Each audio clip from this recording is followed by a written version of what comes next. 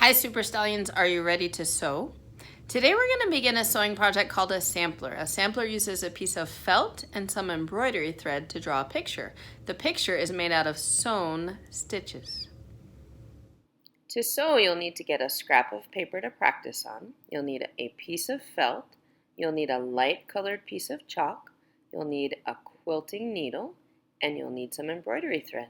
Before I start sewing, I need to show Mrs. Reed a sketch. The sketch might only take a few minutes. It doesn't have to be really complicated, but it does have to be a drawing of objects with a background or an abstract pattern and design. My drawing cannot be an object in the middle of nowhere, and it also can't be a word or letters. It has to be some indication of background. Maybe on my flowers I'll just have kind of grass. Maybe some indication of sky. Think about what you might be sketching and what the background might be. Should not be a detailed drawing. Should not take me more than a couple of minutes. But I just want to show Mrs. Reed that I've begun to think about what's going to happen in the background of my drawing.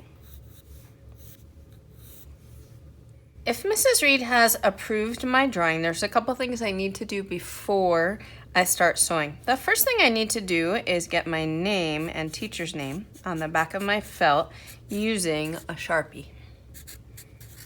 Then I need to turn my felt over and I need to get some chalk. The chalk is in this box that looks like this and has this label on it.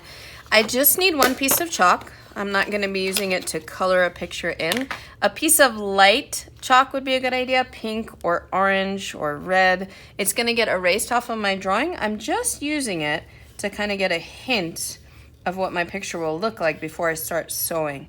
Lets me kind of get an idea of where things are going to go on my paper. Doesn't need to be perfect. You might find that you can't get as detailed with the chalk as you were able to get with a pencil, and that's okay. It's just going to kind of give you a hint of how things will look.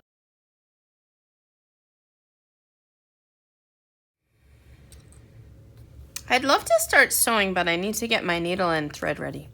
I've got about an arm's length of thread, and I have a quilting needle.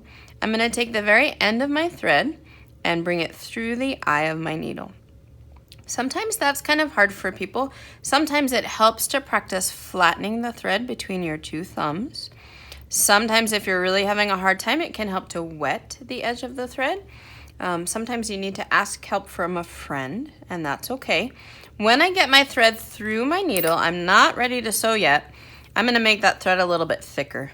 I'm going to find the two ends of it, and I'm going to tie a nice double knot in the end of it. I do that by making a loop and bringing my thread through the loop.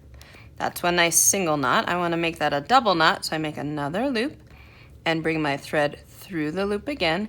Then I can run my finger through the middle of it to get to my needle, and then I'm ready to sew. All right, you guys, I'm so excited to start sewing. Here's how I do it. I always start from the back, so I'm going to start on this flower right here. I'm going to find a nice spot where I want to begin on my flower, and I'm going to bring my needle through the back to come to the front. The reason I do that is so that all my knots are always on the back right there. I'm ready to make my first stitch. I came up through the back, and I'm going to go down through the front.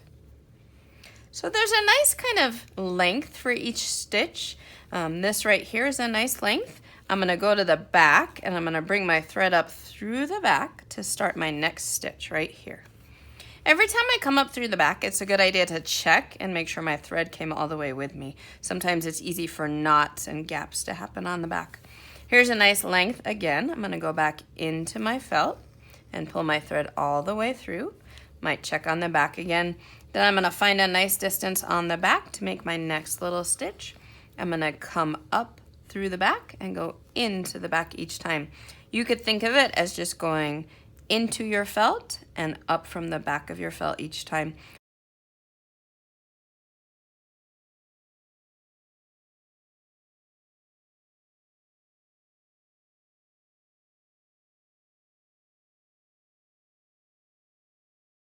You guys, I need to take a minute to talk to you about what to do if you run out of thread or if you need to switch colors. It's really the same thing either way.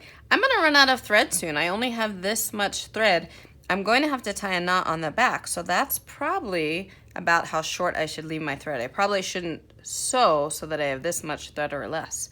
I'm going to stop on that stitch and I'm going to bring my thread to the back. Do you remember earlier I said we always want all of our knots to be on the back? So I brought it through so it's in the back, and then I'm going to tie a nice double knot on the back. I'm doing that by putting my thumb to the felt to get my knot to lay right on the felt. Now I've got a nice double knot on the back. I'm just going to trim that right here, and I'll get a second piece of thread to finish my flower. So I've been working on my stem. I actually decided to use a kind of beautiful turquoise color. I'm using that same stitch that I use on my flower. That stitch is actually called the running stitch.